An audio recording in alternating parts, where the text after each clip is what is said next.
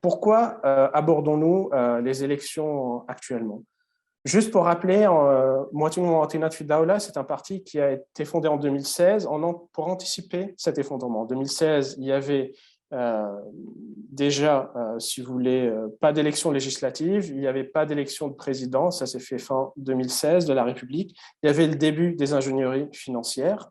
En 2018, alors que tous les autres partis avaient basé leur campagne sur des slogans farfelus comme aujourd'hui, ben nous, notre campagne, elle était simple et claire pour que les 20 litres d'essence ne vous coûtent pas 300 000 livres libanaises, pour que le sachet de pain ne vous coûte pas 10 000 livres libanaises. Donc, et même avant ces élections, nous, on essaye de mener la confrontation avec le système actuel sur beaucoup de fronts, notamment avec les syndicats, etc., etc. Mais aujourd'hui, il y a une bataille qui nous est imposée. C'est les élections législatives. Il ne faut pas se voiler la face.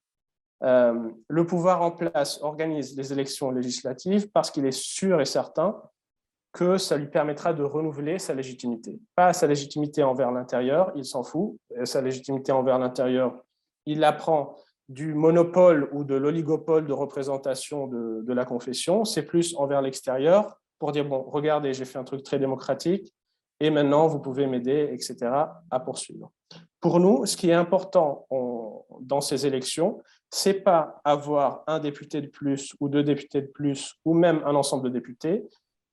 On sait que le Parlement, il est suspendu quand bon plaise au chef confessionnel, même si c'est anticonstitutionnel, et il y vote des choses quand ça leur plaît, même si c'est totalement illégal. Donc pour nous, la bataille est vraiment pour arracher la légitimité au chef confessionnel en formant une assemblée laïque. Donc avec ces 15 listes qui sont sur tout le pays, on aura comme un référendum sur notre projet, qui est un projet de gouvernance. Et avec ce référendum, on continuera la lutte, même si on n'a pas eu un nombre équivalent au pourcentage de vote qu'on a eu sur la totalité du pays.